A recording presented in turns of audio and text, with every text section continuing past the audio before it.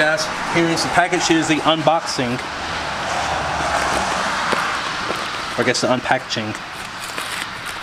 I don't want you guys to see my mail address. I don't want y'all to come in, you know, try to kidnap me or something or whatever. I'm just kidding.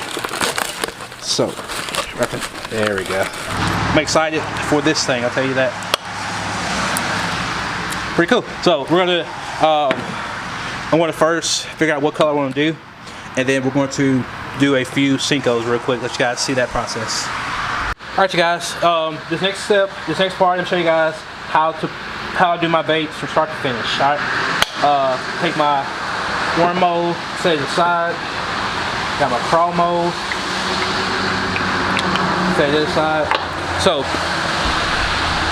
put the lens around so I can see.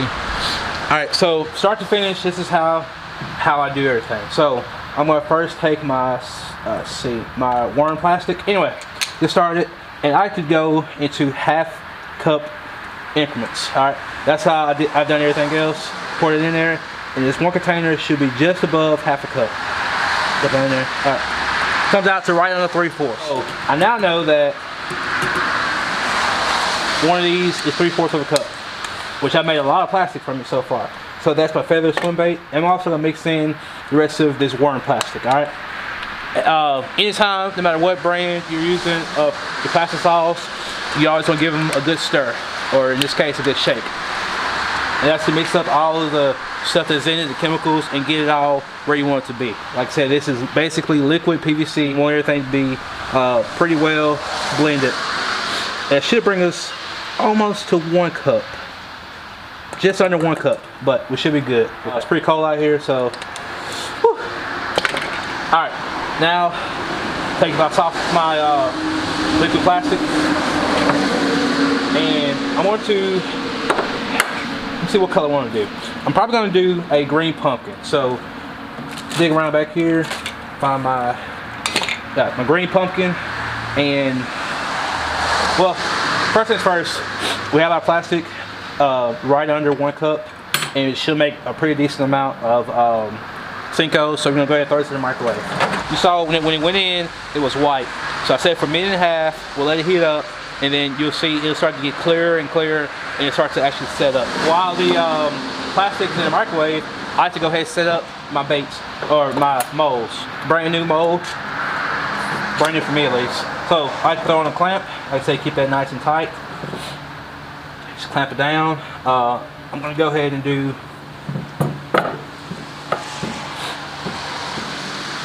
right there. Get it done. Now, like I said, we're gonna go green pumpkin. So I think I'm gonna go green pumpkin for the dye. Obviously black flake, and I think we're gonna go with some. Actually, we're gonna do a progression. We're gonna start with just green pumpkin with black flake, and then later on we want to add in some red flake, some bigger red flake, and make like a watermelon pumpkin. So you can see it start to kind of constrict. It's because it's so cold outside. It's starting to set up. So we're gonna start off. Take like dead on plastic green pumpkin. We're gonna add a few drops. Now some people like to get very, very specific. Now if you're making baits to sell, I would suggest being specific as far as like how many drops, but this is for my personal use and for a few of my buddies to try. So I'm not gonna be too specific. I'm gonna get it to a color that I want, a color that I like, and then we'll call that good enough. So while it's in the container, you can see it's dark, but as you pull it up onto that knife, you really can't tell. It's still very, very clear. So I'm gonna add a lot more green pumpkin. When I think of green pumpkin, what I've always thought of is very, very dark, but obviously not like black dark. So add a good deal more, and that brings it way, way, way darker. Now you can start to see that green a whole lot more. All right, a little darker. Now you want your baits to be transparent, but not completely see-through, unless you want them that way. But I'm going for a dark green pumpkin.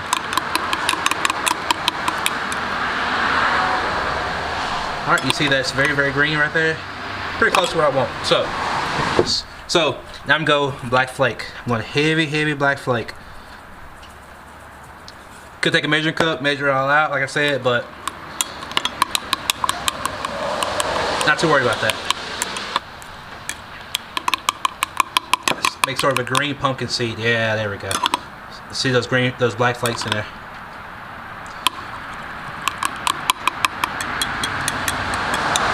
So it gives me more of what I want. You see it's starting to set up, starting to solidify. Check my temperature. It's at 270. So I'm going to pop it back in there, and we're going to bring this temperature all the way back up to around 350.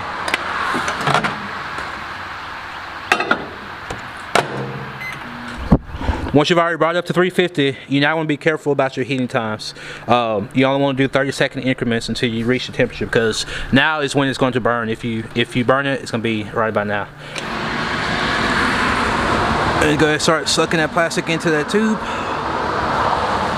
Make sure I fill it up nice and tall. Head over to our mold in. Press. It's already full. I can feel it stop, and you're hold pressure. And like I said, you're waiting for it to start to cool off, and make sure that everything is topped off.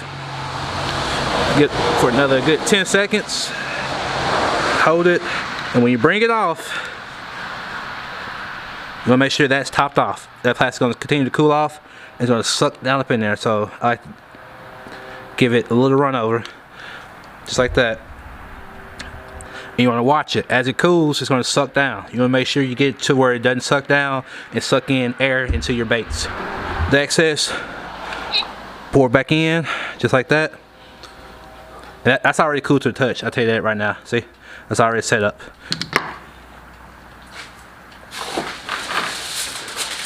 Plastic that's left over is ready to be used again. Take aluminum foil, cover it up, keep some of that heat in. I'm gonna pop this back in the microwave. Don't worry, not gonna turn it on.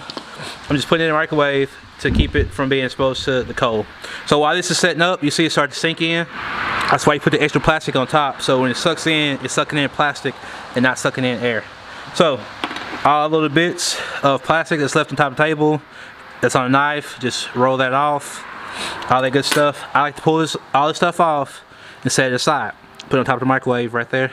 And now all this stuff's gonna be able to be reused later on. They make some that are twist off caps. They'll be a lot easier. I may invest in that later on. So this is what's left. Pull that out. This is called a plug.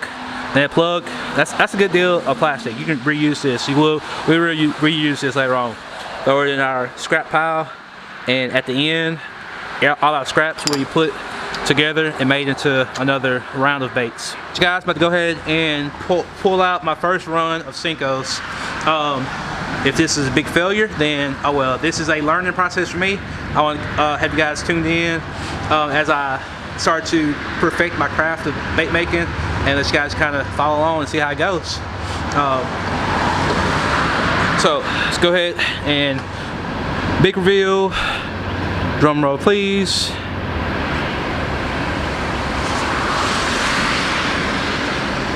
Doggy, look at that. All right, that is successful. Put my mold. There we go. Oops. They're nice and solid. You want to give them a feel, make sure there's no air pockets, and there is not. Pop those off.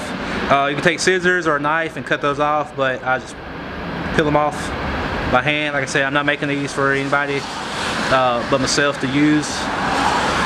This that's left over, that can go back into the scrap pile. And there we go. We have 4-inch green pumpkin seed Senkos. You can barely see the black flake in them. We've held up to the light. Obviously you can't see right now very well, but you'll be able to see the black flake in them. Alright, first run is successful. I'm going to go ahead and drop these in the water, let them finish setting up, and then we're going to do a few more runs, and I'll show you guys what we come up with at the end. Alright, you guys, I want to show you here my I just want to show you guys the water that I have them in. And like I said, the plastic was very blended. I have some soft plastic, then I have some firmer plastic. Alright guys, there you go. That's how it's done. My first run. Hopefully you guys enjoyed this video. I know it's a bit long, but it is a process of making those baits. All the baits that I make, I'm going to put some up for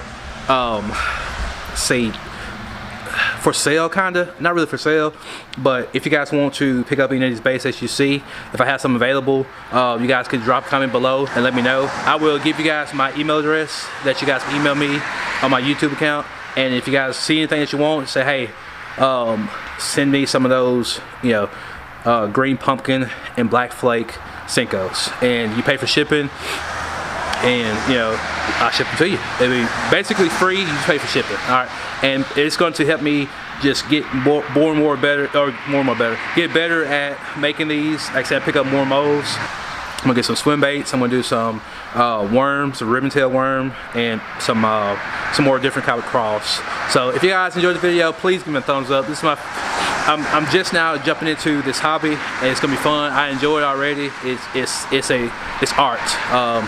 You know, you can do as much or as little as you want and create new colors and create baits that nobody else has. It's literally unique because nobody else has a blend of bottom of the tackle box colored stick baits or bottom of the tackle box colored swim baits. You know, you mix and match and everything, so pretty unique. It's gonna be fun. So I'm gonna finish making a few more of these, and I'm gonna add in the red flake, and I'll show you guys those when I'm done. But other than that, see you guys next time for Media Outdoors. EDO out.